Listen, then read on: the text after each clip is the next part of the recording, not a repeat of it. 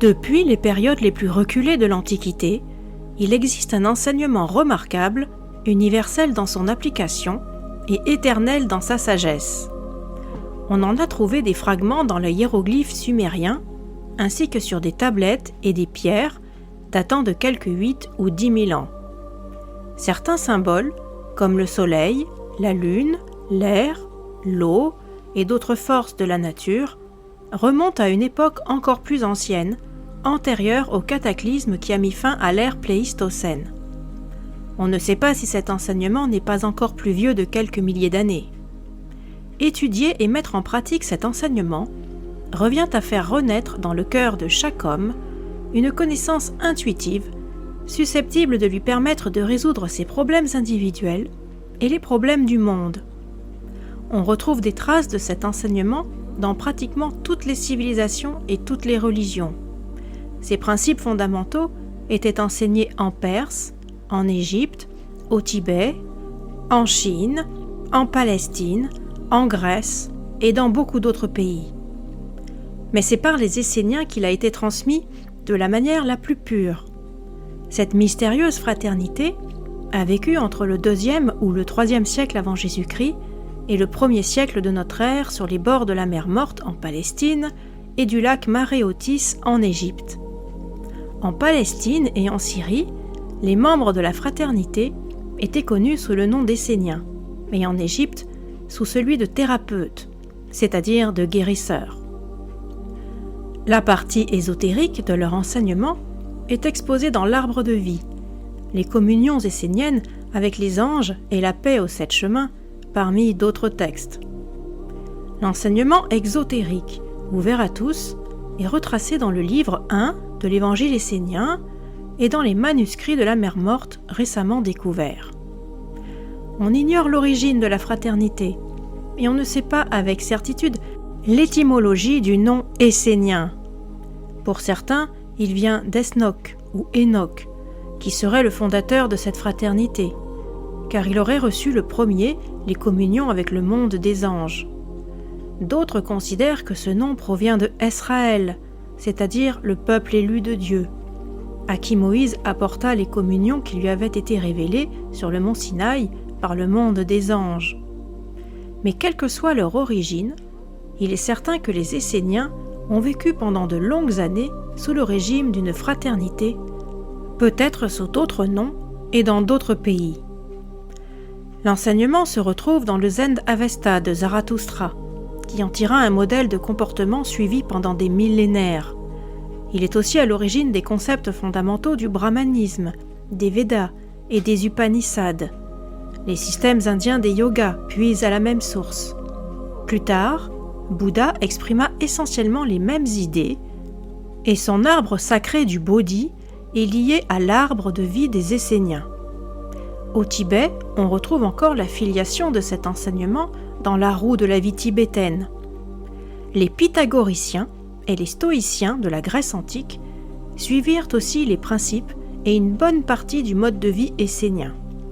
Le même enseignement était encore présent dans la culture adonique des Phéniciens, à l'école de philosophie d'Alexandrie, en Égypte, et il contribua à façonner certaines expressions de la culture occidentale, comme la franc-maçonnerie, le gnosticisme, la kabbale et le christianisme. Jésus en donna l'expression la plus sublime et la plus belle dans les 7 béatitudes du Sermon sur la montagne. Les Esséniens vivaient au bord des lacs et des rivières, à l'écart des villes et des cités. Ils pratiquaient un mode de vie communautaire et partageaient tout en parts égales. Ils étaient essentiellement agriculteurs et arboriculteurs, et les vastes connaissances qu'ils avaient rassemblées sur les récoltes, les caractéristiques du sol et les conditions climatiques leur permettaient de faire pousser des fruits et des légumes très variés sur des terres presque désertiques et avec un minimum d'efforts.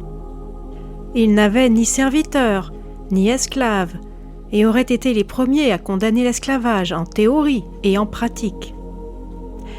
Ils ne comptaient parmi eux ni riches ni pauvres, car ils considéraient ces deux situations comme des déviations par rapport à la loi.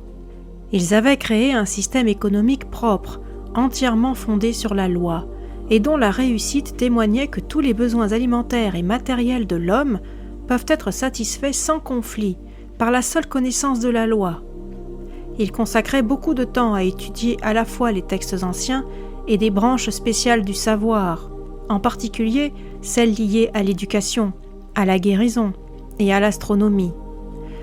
On les disait héritiers des Chaldéens et des Perses pour l'astronomie et des Égyptiens pour l'art de guérir. Et il s'adonnait aux prophéties, auxquelles ils se préparaient par des jeûnes prolongés. Ils étaient également passés maîtres dans l'art d'utiliser les plantes et les herbes pour guérir les hommes et les animaux. Ils menaient une vie simple et régulière, se levant chaque jour à l'aube avant le lever du jour pour étudier et communier avec les forces de la nature. Le bain matinal dans l'eau froide était comme un rituel. Ils portaient des vêtements blancs. Après le travail quotidien dans les champs et les vignobles, ils partageaient leur repas en silence. Ce repas était précédé et suivi par une prière. Ils avaient un profond respect pour toute forme de vie, ne mangeaient jamais de viande, ni ne buvaient jamais de boissons fermentées. Les soirées étaient consacrées à l'étude et à la communion avec les forces célestes. La journée commençait le soir, et le sabbat, c'est-à-dire le jour sacré, qui était considéré comme le premier jour de la semaine, débutait le vendredi soir. Ce jour était réservé à l'étude, à la discussion, à l'accueil des visiteurs et à la musique, sur des instruments dont des restes ont été découverts. Leur mode de vie leur permettait de vivre jusqu'à l'âge avancé de 120 ans, voire davantage, et on leur prêtait une force et une endurance merveilleuses. Dans toutes leurs activités, ils faisaient preuve d'amour créatif. Ils envoyèrent de par le monde des guérisseurs et des maîtres issus de leur groupe, tels Élijah, Jean-Baptiste, Jean le Bien-Aimé et le grand maître essénien que fut Jésus. L'appartenance à la fraternité n'était acquise qu'après une période d'essai d'1 an et 3 ans d'initiation. Ils n'étaient admis à recevoir la révélation intérieure intégrale qu'après une autre période de 7 années. Nous connaissons le mode de vie des Esséniens parce qu'en ont écrit leurs contemporains. Pline, le naturaliste romain, Philon, le philosophe d'Alexandrie, Joseph, l'historien de Rome, Solanus et bien d'autres en ont fait mention à bien des endroits, comme formant une race en eux-mêmes, plus remarquable que tout autre au monde, comme les initiés les plus anciens, dont l'enseignement était venu d'Asie centrale, comme un enseignement maintenu à travers l'immense espace du temps, comme une sainteté constante et inaltérable. Une partie de l'enseignement ouvert à tous est contenue dans un texte rédigé en araméen, conservé au Vatican. Une autre partie de cet enseignement exotérique, cette fois exprimé en langue slavique, était en possession des Habsbourg d'Autriche. Ces documents auraient été rapportés d'Asie au XIIIe siècle par des prêtres nestoriens qui fuyaient les hordes de Gengis Khan.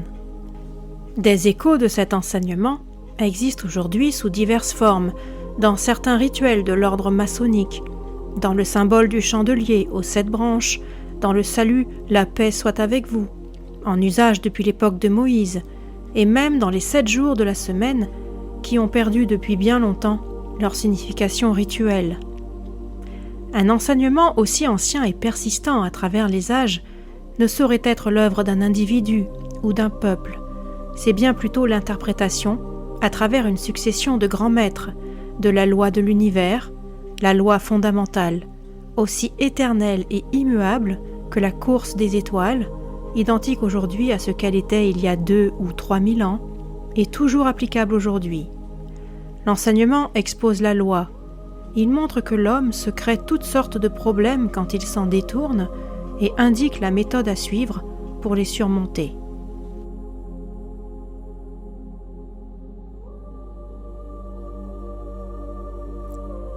Texte tiré du volume 7 du livre des hymnes des manuscrits de la mer Morte. Tu m'as fait connaître tes secrets profonds et mystérieux. Toutes les choses existent par toi, et il n'existe rien en dehors de toi. C'est par ta loi que tu as ordonné à mon cœur de mettre mes pas un devant l'autre sur les sentiers véritables et d'aller là où tu es.